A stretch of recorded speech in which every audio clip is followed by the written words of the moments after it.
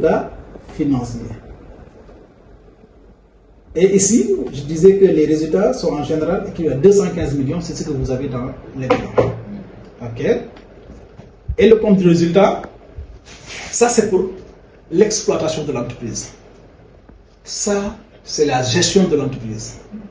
Ce sont les soldes intermédiaires de l'entreprise. Et qui te permet de voir le résultat, si c'est bénéficiaire ou c'est une perte. Ou bien même de voir la rentabilité de l'exploitation. Vous avez dans un premier temps, oui, la partie concernée par la classe 7. La classe 7, c'est tout ce qui touche au chiffre d'affaires.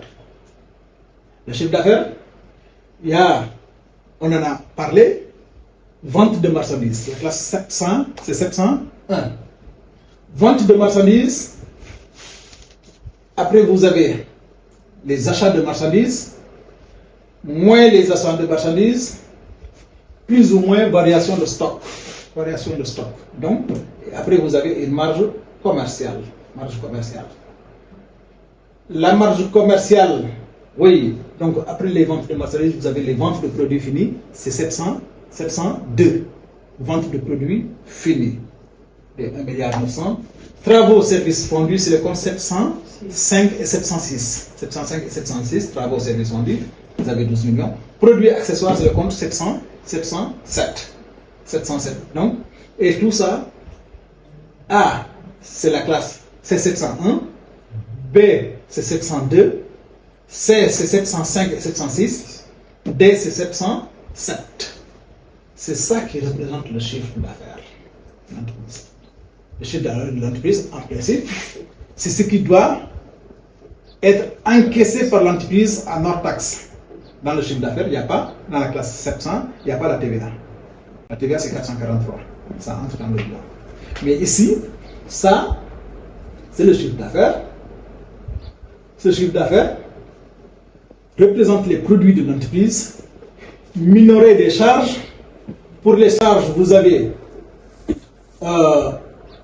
bon, ça ne fait pas partie du chiffre d'affaires. Production immobilisée, ça ne fait pas partie du chiffre d'affaires. Pour les charges, vous avez les achats de marchandises, vous avez les achats de matières premières, il faut multiplier les lieux.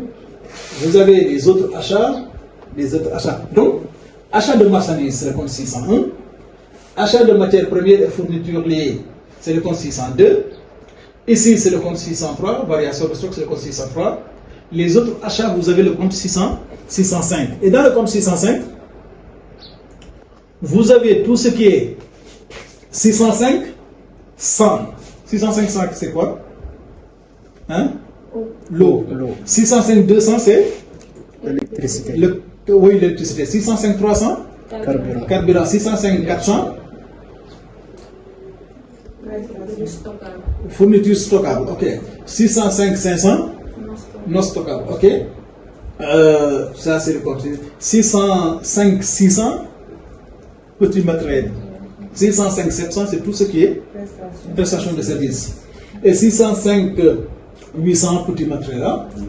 Variation de stock des autres approvisionnements, ça c'est le compte 605. 603, c'est le compte 603. Variation de stock des comptes, de ces comptes-là, 605. Ok. Après, vous avez le compte transport. Transport, c'est quel compte? 61. 61, il y a 61, 611, 612, 613, 614, 615. Service extérieur, c'est quel compte? Service extérieur, c'est le compte 62, 63. 62, 621, ça on l'a vu tout à l'heure. 621, c'est la sous-traitance. 622, c'est la location. 623, les redevances. 624, entretien, réparation, maintenance. 625, assurance. 626, c'est de la documentation. 627, publicité, publication, relations publiques. 628, communication. 629, je ne sais plus, 630, service extérieur A et B. Service extérieur B, c'est le 163. 63, vous avez 631, les frais bancaires. 632, les honoraires, 632,4. 635, c'est les cotisations, et ainsi de suite. 636, 637, c'est le compte personnel intérimaire ou détaché ou prêté à le 638, est-ce que suivant, 64 impôts et taxes, 64 le compte 664, 65 autres charges. Et à partir de là, vous avez le chiffre d'affaires, vous avez la marge commerciale, ici vous avez la valeur ajoutée. La valeur ajoutée, 285 millions, moins les charges de personnel. Les charges de personnel, c'est le compte 60.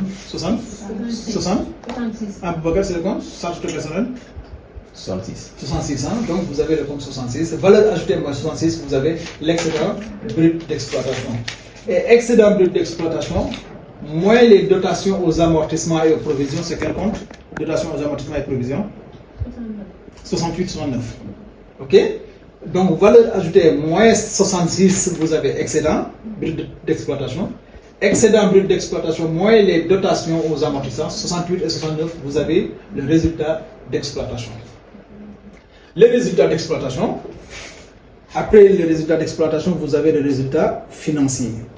Donc, résultat financier, vous avez les produits financiers, les revenus financiers et assimilés, moins les frais financiers. Donc, ça, c'est le compte 77, moins le compte 67. 77 moins 67. Donc, 77 moins 67, vous avez 4 millions de résultats financiers. Maintenant, le résultat financier plus le résultat d'exploitation vous donne le résultat des activités ordinaires. Donc, en résultat d'exploitation, vous avez 240 millions, plus ces 4 millions de résultats financiers, ce qui vous donne 244 millions. Ok? Donc, c'est ça le résultat des activités ordinaires. Le résultat des activités ordinaires, là, vous avez les résultats les résultats hors activité ordinaire. Hors activité ordinaire, c'est la classe, les comptes qui sont concernés par hors activité ordinaire. Hein? 8, c'est la classe 8 paires et 8 impairs. 8 paires, c'est pour les produits, 8 impairs, c'est pour les charges. 8 paires, c'est 80, 82, 84, 86, 88. Et 8 impairs, c'est 81, 3, 85, 87 et 89. Donc, c'est ça que vous avez. Produit de cession d'immobilisation, autre produit achat ou valeur comptable de cession d'immobilisation. Pour avoir le résultat hors activité ordinaire. Le résultat hors activité ordinaire, moins l'impôt sur les sociétés, ça aussi c'est le compte 89. L'impôt sur les sociétés, c'est 891 ou 895 ans. Donc, après, vous avez votre résultat net. Résultat net qui peut être positif ou négatif. C'est bon pour... Donc, c'est bon. Je disais pour les états financiers. En général, les entreprises en ont besoin en fin d'année. Et présenter les états financiers signifie présenter la situation économique et financière de l'entreprise en fin d'année.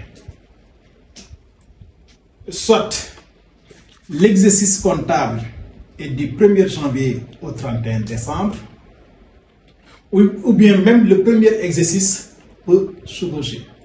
C'est-à-dire peut être supérieur ou inférieur à 12 mois. Le premier exercice. Et si le premier exercice, si la société est créée au cours du premier semestre de l'année, le premier exercice peut être inférieur à 12 mois. Par exemple, la société est créée au mois de mai ou juin, de janvier à mai. Donc, on prend les 7 mois ou 6 mois ou 8 jusqu'à 11 mois concernés par l'année. Ça, c'est un exercice inférieur à 12 mois. Comme le premier exercice peut être supérieur à 12 mois, donc dès lors que l'entreprise est créée au cours du deuxième semestre de l'année, donc on prend un exercice qui prend les 5 mois de l'année plus les 12 mois, les 5 ça peut être 5 ou moins de 5, plus les 12 mois de l'année suivante. Et là, l'exercice sera supérieur à 12 mois, 12 plus quelques 4 à 5 mois de l'année. Hein. Donc, cela est fait. Pour faire les états financiers, il faut avoir la balance. Et à partir de la balance, si c'est avec nos logiciels Excel ou bien d'autres applications, c'est automatique. Tu déverses et c'est automatique. Hein? Maintenant, si tel n'est pas le cas, il faut remplir. Il faut remplir. Aujourd'hui, pour présenter le bilan, vous avez à droite le passif du bilan. Le passif est concerné par les capitaux propres et les ressources assimilées. Capitaux propres et ressources assimilées, vous avez le capital. Le capital, c'est le montant qui a été apporté par les associés au moment de la création de la société. Et pour ce cas de figure, vous verrez que cette entreprise a fait une augmentation de capital entre N-1 et N, passant de 100 millions à 400 millions. Et cette augmentation, bien sûr, est régie par le droit des sociétés commerciales. Apporteur capital non appelé, oui, ça c'est par rapport au versement du capital. Au versement du capital. Qu'est-ce qui est apporté, qu'est-ce qui est non apporté? Ça, vous l'avez fait en comptabilité des sociétés. Hein? Okay? Écart de réévaluation, ça, les entreprises le font pour réévaluer leur comptabilité, il y a des comptes qui sont concernés par la réévaluation des écarts de réévaluation. Les réserves sont disponibles, 20 millions, 20 millions. Les reports à nouveau, ça concerne le résultat de l'exercice antérieur, si ce n'est pas distribué, rapport à nouveau. Le résultat de l'exercice, que ça soit c'est un bénéfice ou une perte, là vous avez un bénéfice, c'est de 118 millions à 215 millions entre N et N-1. Les subventions d'investissement et les provisions réglementées. Donc c'est ça qui représente les capitaux propres de l'entreprise, les ressources assimilées. Et les capitaux propres cumulés aux dettes financières et ressources assimilées, les dettes financières sont concernées par les emprunts et les dettes diverses. Ça, on en a parlé, c'est le compte 16, il y a le compte 17, et les provisions pour charges et risques. Ce qui fait que ce montant cumulé, les dettes financières, majoré des capitaux propres, vous avez les ressources stables de l'entreprise. Donc ça, tout cela est concerné par la classe 1. Oui, c'est concerné par la classe 1. Donc dès lors qu'on parle de la classe 1, c'est le passif du bilan et ça concerne les ressources stables.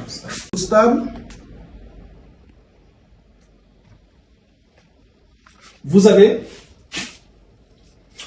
le passif circulant. Et en passif circulant, vous avez les dettes circulantes. Dettes circulantes HAO, ça concerne surtout le compte 404 et le compte 481. Vous avez client avance reçu. Client avance reçu. Aujourd'hui, vous êtes en train de traiter une opération. Les clients vous avancent de l'argent. Vous n'avez pas encore facturé. Vous utilisez le compte 419. Donc ça, tout ce qui est là concerne le compte client avance reçu. Fournisseur d'exploitation, on l'a vu dans la situation d'hier. Fournisseur d'exploitation, c'est le compte 401. Et 401 qui n'est pas soldé. Là, c'est ce qu'on doit au fournisseur. Dette d'exploitation. Dette fiscale et sociale, ça concerne les comptes 42, 43, 44. Dette fiscale et sociale. 42, 43, 44. 42 c'est le personnel, 43 les organismes sociaux, IPRES, caisse de sécurité sociale, et 44 l'État et les collectivités. Okay. Donc c'est ça qui représente. Et là, c'est ce qu'on doit à ces organismes. Au personnel, ce qu'on doit au personnel au 31-12, ce qu'on doit à l'État comme l'IS, l'IMF, ce qu'on doit à l'IPRES, caisse de sécurité sociale, certainement le 4e trimestre de l'année. Ok? Donc c'est ça qui est dans dette fiscale et sociale. Autre dette, c'est les comptes 46, 47, 48, ainsi de suite. Hein. Donc c'est ça qui représente comme 40 autres dettes. 46 les associés, 47 les comptes débiteurs et créditeurs. En général, ça c'est créditeurs, ce qu'on doit aux associés, ce qu'on doit aux associés, ce qu'on doit aux autres sociétés. Hein. Donc provision pour risque à court terme, vous avez le total du passif circulant. Ça, en général, ce sont des dettes qu'on doit payer. Et là, vous avez la trésorerie négative ou passif. Donc, si vous avez du découvert, si le compte bancaire est négatif, donc vous l'avez ici, hein, les écarts de conversion, et ceci. Après, vous avez le total passif, qui en général est égal au total de l'actif. Et ça, c'est la comparaison à faire sur les états financiers. Est-ce que les états financiers sont équilibrés? Dès lors que vous sont équilibrés, dès lors que vous n'avez pas d'état financier équilibré, on peut vous considérer comme quelqu'un qui ne maîtrise pas ce qu'il est en train de faire. Hein? Donc, total passif égale à total actif. Vous avez 446 millions, c'est ça. Vous avez 1,54 milliard, c'est ce que vous avez ici. Maintenant, c'est 1,54 milliard, vous avez le brut moyen des amortissements, ce qui vous donne ce montant-là. Ok? Maintenant, c'est bon pour le passif, on revient sur l'actif. Les immobilisations incorporelles, les immobilisations corporelles, les immobilisations financières. Vous avez l'actif circulant HAO, le stock qui est en cours, les créances qu'il y a et la trésorerie passive. Actif, trésorerie active. Maintenant, pour les immobilisations incorporelles, on l'a vu tout à l'heure, les brevets, licences logicielles, droit, on l'a vu sur le plan comptable, le fonds commercial et droit au bail, ça c'est pas amortissable. Hein. Ok? Vous avez les terrains aussi, on n'amortit pas, je l'avais dit, les terrains on n'amortit pas, on prend la valeur. Ça c'est l'immobilisation incorporelle. En immobilisation corporelle, tout ce qui est touchable, c'est ça quoi. Après vous avez les bâtiments. Les bâtiments, on les amortit. 15 ans, voire 30 ans. Hein? Ok? Vous avez aménagement, agencement et installation. Ça, c'est le compte 235 ans. Donc, si on parle de l'actif, vous avez d'abord, dans le premier temps, les comptes de la classe 2. Donc, 2, on est à 2. Donc, terrain, c'est 22. Bâtiment, c'est 231. Aménagement, c'est 235. Matériel, mobilier et actifs biologiques. Ça, c'est le compte 24. 241 matériaux industriels, 242, 244, ainsi de suite. C'est ça qu'on a ici. Aussi, il faut l'amortir. Hein? Ok? Ici, vous avez le matériel de transport. Donc, transport ferroviaire, transport automobile, ainsi de suite, les bolos, les motos, ainsi de suite, c'est le compte 245. Ça, c'est à amortir. Hein? C'est bon? Après, vous avez avance et compte versé sur immobilisation. J'en avais parlé sur le compte 25. Vous avez un contrat de travaux, les avances que vous vous donnez, donc c'est ça le compte avance et compte versé sur l'immobilisation. Après ça, vous avez le compte immobilisation financière, ça c'est 27. Immobilisation financière c'est 27. 27, 271, 72, 75, les cautions et ainsi de suite, les cautions versées. Avance et compte. Vous avez les autres immobilisations financières, jusqu'à présent c'est le compte 27 ans, 27, 278. Après là, vous avez le total actif immobilisé. Le total actif immobilisé est concerné par cette partie. Donc ça, immobilisation incorporelle, corporelle et financière. Ça qui représente le total actif immobilisé. Après l'actif immobilisé, vous avez l'actif circulant, comme vous avez en inverse les dettes circulantes à chaque moment. Donc actif circulant. Après, les stocks en cours, c'est tout ce qui concerne la classe 3. 31, 34, 32, 33, ainsi de suite, la classe 3, stock. Okay? Les créances et dettes assimilées, c'est le cumul de ça. Fournisseur avance. Fournisseur avance. Ici, vous avez le compte client avance. Mais là, fournisseur avance. Les avances qui sont donnés par les fournisseurs. C'est le compte 409. Et dans le principe, c'est à rembourser. Tant que l'opération n'a pas encore commencé, il n'y a pas de facturation. Donc c'est pour cela qu'on a mis Et c'est un fournisseur avance versé. Les fournisseurs avancent de l'argent à l'entreprise, le temps que l'opération soit facturée. Hein. Créance client, c'est ce que vous avez dans votre comptabilité. Les clients qui sont débiteurs, on en a parlé hier, hein.